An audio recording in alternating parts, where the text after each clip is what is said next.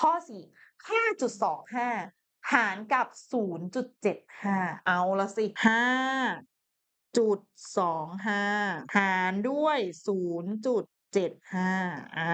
มาประเด็นคือเท่ากันยัง โอเค ผมมองออกแล้วค่ะ เท่ากันแล้วนี่ ตรงนี้เท่ากัน ใช่ไหม เท่ากันคือตัวทศนิยมนะ เราไม่ได้ดูตัวข้างหน้านะลูก ตัวเลขข้างหน้ามันจะเท่าหรือไม่เท่าเรื่องของมัน ข้างหน้าคือข้างหน้าจุด เราจะดูข้างหลังจุดมันเท่ากันยัง มันเท่ากันในที่นี้คือมี 2 ตัวเท่ากัน ตัวบนมี 2 ตัว ตัวล่างมี 2 ตัวปุ๊บปั๊บดึงจุดออกมากลายเป็น